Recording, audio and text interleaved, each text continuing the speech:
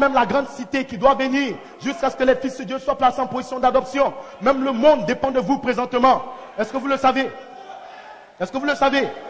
Que le grand plan de Dieu dépend de vous. Sans vous, il n'y aura même pas la destruction de cette terre. Parce que vous devez d'abord quitter la terre avant que la bombe atomique ne tombe. Alléluia. Ici, les gens ont des esprits impurs. Mais ils essaient de plaisanter. Mais dans cette saison, les fils de Dieu manifestés sortiront avec une pleine compréhension des mystères laissés par Malachie 4 et qui ont été laissés par la poudre de Dieu en partant. Amen. Est-ce que vous le croyez? Gloire à Dieu. Je vais lire mes écritures. Amen. Alléluia. Comme écriture ici, j'ai Exode 25 à partir du verset 8 à 9. Amen. Gloire à Dieu. Exode 25, je vais le lire rapidement. Et ils feront pour moi un sanctuaire où j'habiterai au milieu d'eux. Je prends le verset 9. Selon tout ce que je te montre, le modèle du tabernacle et le modèle de tous les ustensiles. Ainsi vous ferez. Exode 25, verset 40. Regarde et fais selon le modèle qui t'est montré sur la montagne. Est-ce que vous le croyez? Exode 26, 30. Et tu dresseras le tabernacle selon l'ordonnance qui t'a été montrée sur la montagne. Pas l'ordonnance que vous avez dans votre esprit humain. Pas de votre manière dont vous pensez, mais sur la montagne. Amen. Je prends Hébreux 11, à partir du verset 39 et 40. Amen. Tout cela, à la fois desquels il a été rendu témoignage, n'ont pas obtenu ce qui leur était promis. Au verset 40, Dieu ayant vu quelque chose de meilleur pour nous, afin qu'il ne parvinsse pas sans nous à la perfection. Je prends Apocalypse 5, le verset 9. Amen. Et il chantait un cantique nouveau en disant, tu es digne de prendre le livre et d'en ouvrir les sceaux, car tu as été immolé, tu as racheté pour Dieu par ton sang des hommes de toute tribu, de toute langue, de tout peuple, de toute nation. Alléluia. Tu as fait d'un royaume de sacrificateurs, ils régneront avec Dieu pendant 1000 ans. Apocalypse 10, 8 à 11. Amen. Alléluia. Et la voix que j'avais entendue du ciel me parla de nouveau. Gloire à Dieu et dit, va, prends le petit livre ouvert dans la main de l'ange qui se tient debout sur la mer et sur la terre. Et j'allai vers l'ange et en lui disant de me donner le petit livre. Et il me dit, prends-le, avale-le. Il sera mer dans tes entrailles, mer dans ta bouche, il sera doux comme du miel. Je pris le petit livre, je l'avalai, il fut dans ma bouche doux comme du miel. Mais quand je lui avalai dans mes entrailles, il fut rempli d'amertume. Et puis on me dit, il faut que tu prophétises de nouveau sur beaucoup de peuples, de nations, de langues et de rois. Que Dieu ajoute la bénédiction là-dessus. Sa parole vous pose à soi. Alléluia.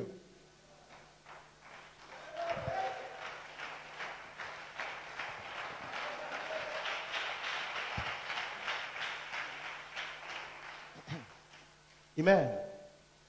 Ici, j'ai un titre, gloire à Dieu. Un titre de Frère Coleman. N'y a-t-il pas une cause qu'écrit sur David, la pierre de puissance? Amen. Ça avance à nouveau sur la troisième phase pour trancher la tête de Goliath. Amen. Frère Coleman l'a prêché. N'y a-t-il pas une cause que Christ David s'avance sur la troisième phase? Mais je dis, gloire à Dieu, qu'il n'y a-t-il pas une cause que Christ David, la pierre de puissance, c'est qui est Michael lui-même, s'avance à nouveau sur la troisième phase pour trancher la tête de Goliath. Amen. Est-ce que vous le croyez? Qui va s'avancer à nouveau, ça ne sera pas un homme, mais Christ David. J'ai un sujet, tu es digne, épouse, Oméga, de manifester le livre et de provoquer la résurrection. Amen. Et aujourd'hui, vous allez comprendre que Jésus, il y a eu une saison où il était digne, mais actuellement, il n'est pas digne. Alléluia. Ne soyez pas chopés, gloire à Dieu. Épouse, tu es digne. Amen. J'ai une inspiration. Un autre lieu d'adoration pourvu par Elohim, Melchizedek, depuis le 3 octobre 2010. Ainsi, vous allez comprendre pourquoi nous parlons du 3 octobre. Ça trouble beaucoup de ministres et beaucoup de pasteurs, même dans le monde entier. Mais ils ne savent pas ce qui se passe. Amen. Ainsi, avant que je ne quitte cette chair, vous comprenez sans l'homme d'un doute pourquoi nous parlons du 3 octobre 2010. Vous allez comprendre pourquoi vous parlez du 28 février 63, pourquoi vous parlez de 74, pourquoi vous parlez de 81, pourquoi vous parlez de 2001. Quand l'ange voit l'Apocalypse 10 s'est connecté à Éphésiens, vous allez comprendre pourquoi nous parlons de 2004. Gloire à Dieu. Ce sont des saisons. Amen. Est-ce que vous le comprenez? Ainsi, si vous ne parlez pas de ça, vous allez servir Dieu hors saison. Est-ce que vous le croyez? Amen. Vous devez savoir que Dieu travaille dans les saisons. Amen. Et aucun homme ne peut déclarer une saison sur la terre. Gloire à Dieu. Amen. Alléluia. Un homme ange peut prêcher la parole et vous amener au baptême du Saint-Esprit. Est-ce que vous comprenez? Mais pour déclarer une saison, il faut le ministère de Jésus-Christ. Ce n'est pas accordé à n'importe qui sur la terre de déclarer que le Messie est sur la terre. Est-ce que vous le comprenez? Alléluia. Ils étaient là dans l'Ancien Testament avec la Torah. Ils adoraient dans les temples. Gloire à Dieu. Mais quelqu'un s'est avancé avec pas n'importe quel ministère. Avec le ministère de Jésus-Christ. Et il est entré dans le temple. pour dire gloire à Dieu. Et ceci a été écrit dans le prophète. Amen. Alléluia, qu'il y aura une année de grâce, mais un jour de vengeance. Et il a fermé le livre pour dire aujourd'hui cette écriture que je viens de lire est accomplie. Ainsi il a déclaré une saison, gloire à Dieu. Et il est venu avec un message pour secouer des gens dans la loi, dans la Torah, et les amener dans un espace de grâce. Ainsi Moïse a apporté la loi, mais Jésus-Christ a apporté la grâce. Pourquoi? Il avait un ministère spécial. Parce que ce ministère avant de naître doit naître annoncé par un ange. C'est le seul ministère qui peut être sur la terre et déclarer des saisons pour les hommes de la terre. Pour leur dire que le Dieu du ciel de la terre est sur la terre présentement. Et ce Dieu est là pour faire un spécial. Est-ce que vous le croyez? Amen. Ainsi frère Coleman est venu après Malachi 4. Mais Malachi 4 était sur la terre. En mai 46, les anges sont venus et un ange l'a visité pour lui donner une commission, pour dire sors dans le monde. Pourquoi? Parce que les Juifs sont en train d'entrer, mais sort avec le dernier avertissement. Gloire à Dieu. Ainsi il a commencé la saison de l'adoption où il a été visité par un ange. Mais Malachi 4, dans une portion de temps, a apporté un évangile pentecôtiste. C'était quoi? C'était de réformer, de ramener l'évangile véritable pentecôtiste. Mais il a dit mon message n'est pas encore venu. Parce que pendant ce temps, dans son premier pull et son deuxième pull, l'ange traitait avec Malachi 4 à côté de lui. Est-ce que vous le croyez? L'ange n'était pas encore voilé officiellement. Ainsi Malachi 4 gravissait la pyramide, la foi, la vertu, la connaissance. William Marion Branham avait les 7 voix vivantes. La charité avait oué ces 7 voix vivantes. Et il était sur la terre avec le message de Dieu. Et il a déclaré, c'est ça le premier pull. Le premier pull est terminé, je rentre dans mon deuxième pull. C'est le seul homme sur la terre capable de déclarer les saisons. Est-ce que vous le croyez? Ainsi William Branham en mai 1960 a entré dans sa théophanie. Pourquoi? Parce qu'il devait déclarer la saison des anges en 1963. Mais il a plu à Dieu de dire à Malachi 4, entre d'abord dans ta théophanie pour que tu aies une expérience avec ta théophanie. Et William Branham était le seul homme sur la terre, après Paul, qui est parti un moment dans sa théophanie. Dieu l'a enlevé dans son vieux corps de péché. Et il a pris William Branham, il l'a introduit dans sa théophanie. Et il a vu sa femme, il a vu sa fille, il a vu des gens qui étaient morts depuis, gloire à Dieu. Pourquoi? Parce que la saison des anges allait venir, la théophanie allait venir, gloire à Dieu. Et si William Branham devait savoir de quoi il parle, est-ce que vous le croyez? 61, 62, le 30 décembre 1962, il prêche, monsieur, quelle heure est-il? Pourquoi? Parce que le 22 décembre, William Branham était dans sa chambre et il a vu des anges venir sous la forme d'une vision. Il pensait qu'il allait mourir. Il a dit, j'ai vu une vision, ce qui me trouble. Est-ce que vous le croyez? Mais c'était l'adoption de Malachi 4. Même son adoption, il ne pouvait pas le reconnaître. Qu'en est-il de votre adoption ce soir? Pourquoi? Parce que c'est un mystère en Dieu. Est-ce que vous le croyez? Est-ce que vous le croyez? Ainsi Malachi 4 est venu poser une question. Monsieur, est-ce le signe de la fin? Monsieur, quelle heure est-il? Gloire à Dieu. Et le 30, pendant qu'il prêchait cela, il a commencé à expliquer. Se pourrait-il que les 7 tonnerres coffrent la pyramide?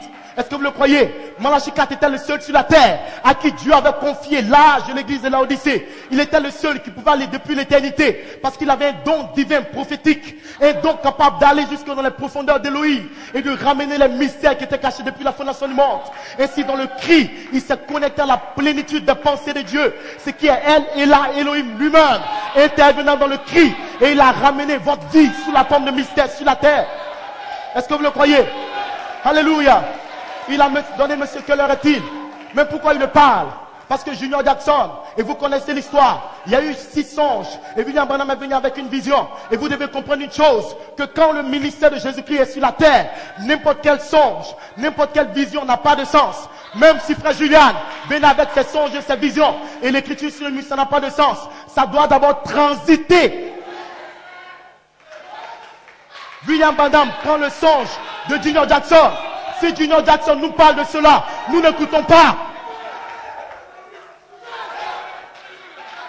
William Branham prend le songe de Junior Jackson et avec le ministère de Jésus-Christ, le ministère de l'Esprit, il interprète le songe et il le place dans les bandes et les brochures comme étant la parole révélée. Si vous ne le croyez pas, vous êtes mort.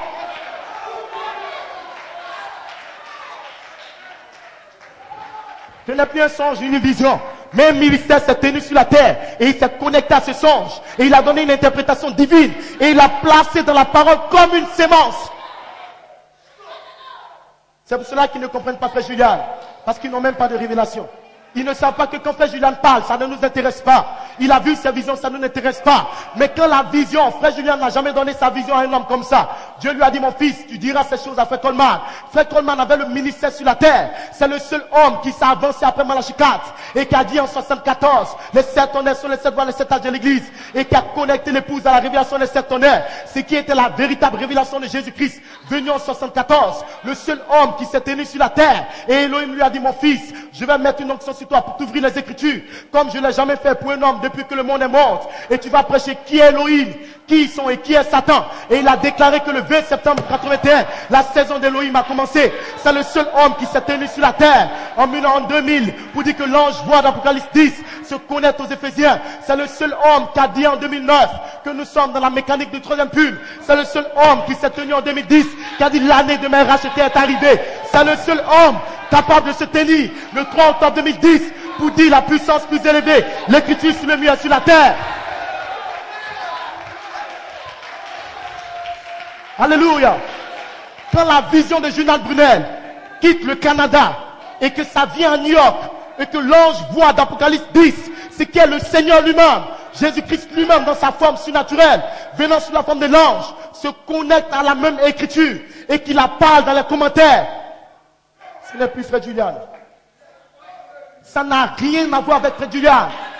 C'est la puissance de la parole parlée, comme une sémence.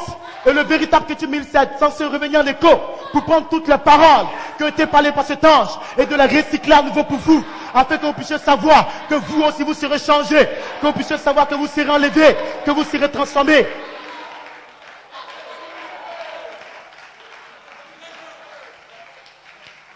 Alléluia. Est-ce que vous le croyez? Amen. Alléluia. Alléluia. Et si nous parlons de l'année des rachetés, nous parlons de toutes ces choses, mais qui les a déclarées?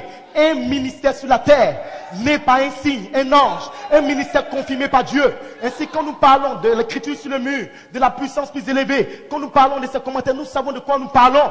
Amen. Frère Coleman sera jugé pour son ministère, pour avoir donné cette sémence à l'épouse. Et l'épouse l'a cru, gloire à Dieu. Avant de la donner, il y a 3 choses qu'un ministre ne doit pas faire. Mal placé, mal interprété, disloquer la parole.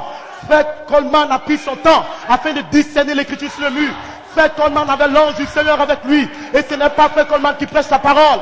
C'est le même ange, la même colonne de feu qui a parlé depuis 1974.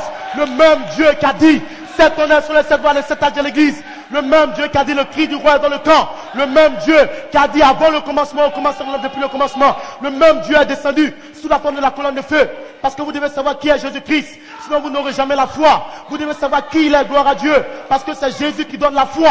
Si vous ne savez pas que Jésus-Christ était à Jérusalem dans son corps et que Paul l'a vu sur le chemin de Damas sous la forme de la colonne de feu. Jean-Baptiste l'a vu dans Apocalypse 1 et il a vu que quand je le vis, je tombais à ses pieds comme mort. C'est le même Jésus mais il change de forme. Qui est Jésus-Christ, la colonne de feu? Qui est Jésus-Christ, Melchisedec? Qui est écrit sur le mur? C'est le Seigneur Jésus-Christ. Il parle à son épouse. Il parle à ses enfants. Mes brebis reconnaîtront ma voix. Elles ne suivront pas un étranger. Et il y a beaucoup d'étrangers qui pensent être dans le culture ministère. Mais vous n'êtes pas un étranger, gloire à Dieu. Il va leur dire, je ne vous ai jamais connu. Retirez-vous de moi, vous qui ne m'avez pas reconnu. Quand j'étais dans l'obéissance charité, retirez-vous de moi, gloire à Dieu. Mais il va dire à une épouse, vous en Côte d'Ivoire, je vous ai connu depuis la fondation du monde. Et Dieu sait qui vous êtes. Dieu sait ce qu'il a placé en vous. Aucun démon ne peut vous arrêter. C'est Dieu qui vous a appelé, gloire à Dieu. Et le ministère de Frère Coleman ne pouvait pas faillir parce que c'est le ministère de Jésus-Christ. Est-ce que vous le croyez? Il y a un seul ministère qui ne peut jamais faillir. C'est le ministère de Christ lui-même. Il est venu en 3 phases pour vous connecter au 3e pull. Et les anges sont venus dans le mois de juin afin de dynamiser le 3e pull de l'épouse.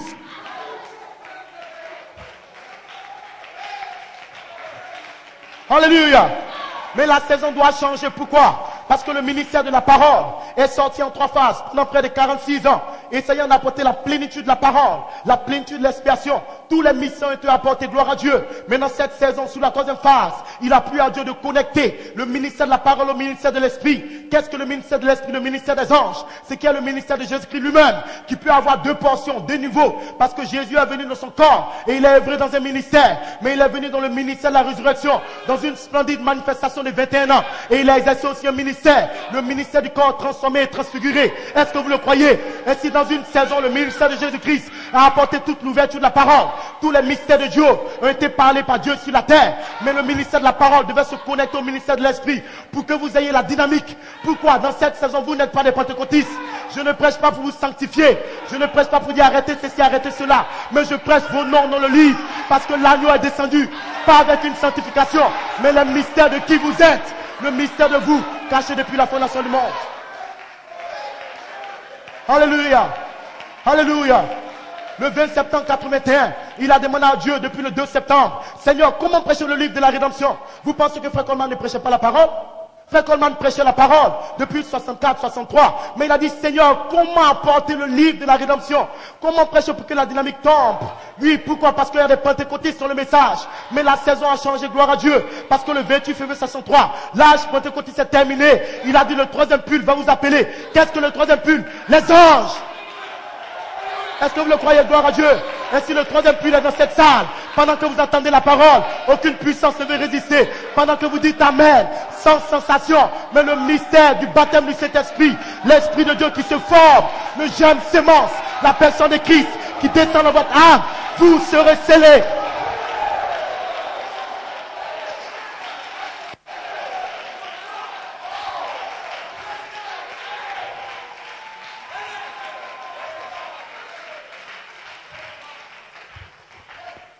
Alléluia.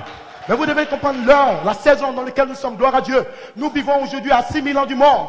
Et vous devez savoir ce que Dieu a fait dans son grand plan, dans sa grande pensée. Parce que Frère Branham a apporté la parole. Et il a apporté le baptême du Saint-Esprit jusqu'en 1960. Les pentecôtistes ont cru la parole. Est-ce que vous le croyez? Mais il dit que son message n'était pas encore venu. Pourquoi? Parce que les 7 anges devaient venir avec le plan entier de la rédemption. Laissez-moi vous dire la vérité, le diable peut vous attaquer. Le diable peut venir contre vous, gloire à Dieu. Mais le diable ne peut pas toucher le plan. Parce que le plan est gardé entre les mains du Dieu Tout-Puissant. Alléluia. 7 anges sur la terre. Mais avant cela, en 1954, il a parlé de la théophanie. Avant cela, en 1962, il a parlé de la statue de l'homme parfait. Mais tout ça est donné comme une prophétie. Parce que le ministère des anges devait venir le 28 février 1963. Et quand ce ministère vient, la saison change. Ce n'est plus la même saison, frère. Pourquoi? Parce que les anges sont descendus de l'éternité avec des mystères qui n'étaient jamais connus. Depuis que le monde est mort, la lumière n'avait jamais frappé le rocher blanc. Quel était ce mystère? C'était vous, Église. Vous étiez dans le rocher blanc. Et le diable vous regarde, il ne voit pas. Parce que votre nom est écrit en blanc. Alléluia. Aucun diable ne peut vous toucher. Votre nom est écrit en blanc. Et le diable ne voit pas. Mais Dieu vous voit dans la chambre secrète du troisième pull. Dans la tente, il vous forme à l'image parole. Et Dieu vous garde comme un monument. Mais quand nous construisons un monument, quand nous faisons une statue, la statue de l'homme parfait, nous la gardons derrière un rideau. Un rideau. Nous mettons ça sur la statue. Et le rideau, c'est vos erreurs, vos fautes. Un corps de péché sur la statue. Pasteur, je suis tombé. Pasteur, je suis faible. Pasteur, je fais ceci, je fais cela. Dieu dit, mon fils, reste tranquille. Ce n'est que le rideau. Alléluia. Même si tu fais une erreur, c'est le rideau. Mais à l'intérieur, ce n'est pas un rideau. La foi, la vertu, la connaissance, la statue de l'homme parfait. Alléluia. Un jour, sur la troisième phase, il a plu à Dieu d'enlever le rideau de Jésus-Christ. Il pensait que Jésus était un homme. Mais Jésus n'était pas un homme. Jésus était Dieu. Mais il a fait un rideau. Il a mis sur Jésus-Christ. Ils l'ont frappé. Ils l'ont flagellé. Ils vont vous insulter. Ils vont vous critiquer. Ils vont vous blasphémer. Et le rideau était sur Jésus. Mais un jour, il est monté sur la montagne. Et ils ont vu que ce n'est pas Jésus. Il criait d'une voix forte. Et les morts en Christ ressuscitaient. C'était quoi le cri? La voix ensemble. Sur la troisième phase. Un jour, vous allez les appeler à la résurrection.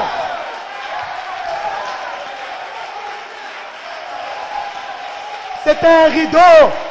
Ils ont craché sur lui. Vous crachez sur le rideau. Mais quand il est sorti à la résurrection, on ne pouvait plus le voir. On ne pouvait plus cracher de lui. Parce qu'il a changé de corps. Il était dans un corps. Et ils ont pensé que c'était un fantôme. Et il a dit à Thomas, Thomas, toi tu es un incrédule. Tu es comme le ketchup ministère qui prêche à peine à Ruisse. Thomas, regarde ici. Ne regarde pas mes pieds. Ne regarde pas ma tête. Thomas, regarde ici. Sous mes cordes. Parce que j'ai 2 paires de cordes. Mais quand je suis monté sur le bord du calvaire, je n'étais pas seul. J'étais avec mon épouse. Elle est déjà sortie. C'est trop tard. Satan a échoué. Satan, tu arrives trop tard. La parole bien de faite est dans l'épouse.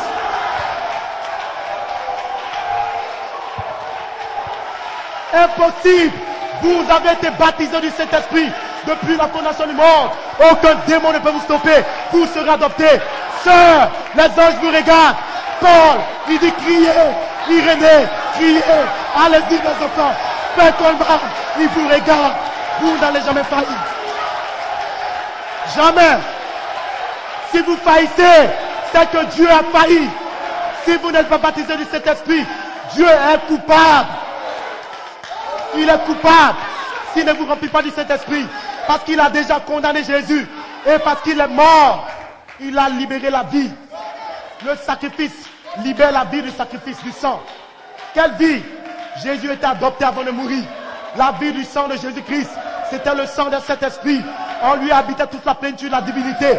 Celui qui était en Jésus-Christ, c'était Dieu. Et quand il est mort, la vie est sortie sur le sang. Et la vie a plané pendant cet âge de l'église. Et un apôtre a ramené la vie sur la terre. 9 anges sont venus de l'éternité et ils l'ont adopté dans cette saison. Il a libéré l'esprit de l'adoption sur vous. Ce n'est pas un homme qui va vous adopter, mais l'esprit de l'adoption. Et sur vous ce soir, gloire à Dieu, ça va vous prendre de la foi, la vertu, la connaissance. Homme de Dieu, frère Élie, je faillis, je tombe. Ne regarde pas tes erreurs. Ce n'est pas par celui qui court. Mais j'ai aimé Jacob, j'ai haï Esaü. Jacob était faux, il a aimé quand? Ce n'est pas par ses œuvres. Jacob avait une représentation, pas prédestination. Jacob avait une théophanie. Jacob, sur la troisième phase, a été visité par un ange. Il s'est connecté à sa théophanie. Et Jacob a été changé. Jacob boitait. Sa démarche changeait. Lève-toi, prends ton lit et marche. Quelle marche? Les 7 marches pour la perfection. Dieu te bénisse.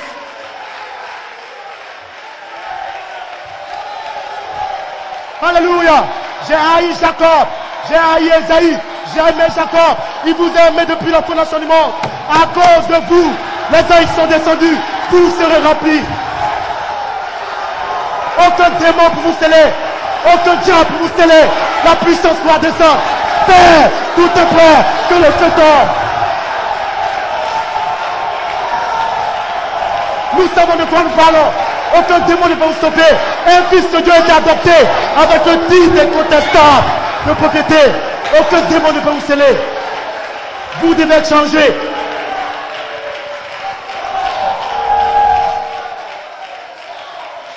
C'était le signe. C'était le signe. Jean,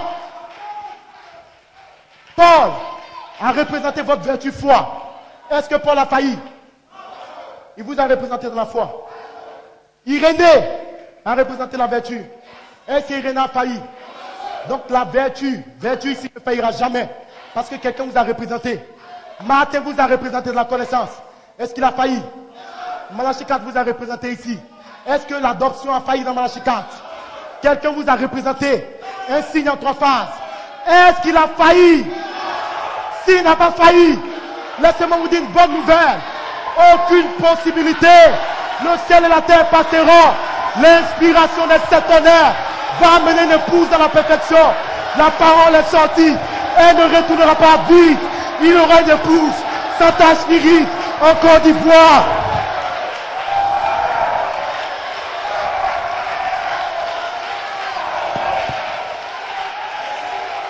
Alléluia.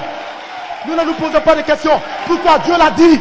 Si Dieu l'a parlé, il est plus que capable d'accomplir sa parole. Le pays est à vous, gloire à Dieu. Peu importe les géants dans le pays. N'ayez pas peur.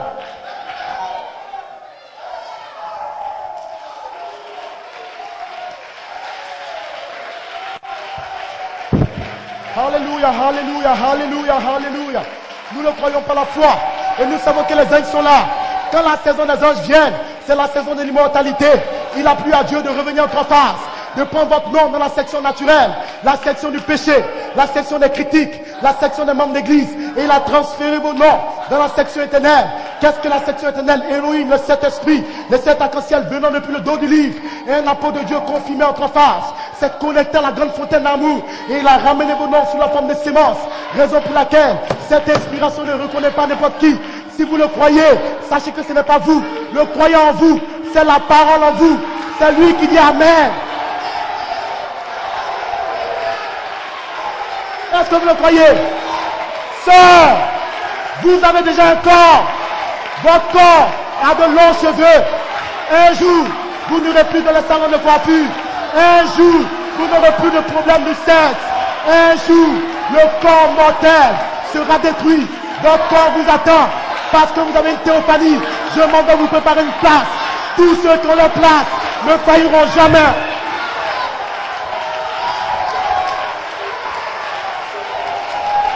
Qu'est-ce que votre place? Une théophanie.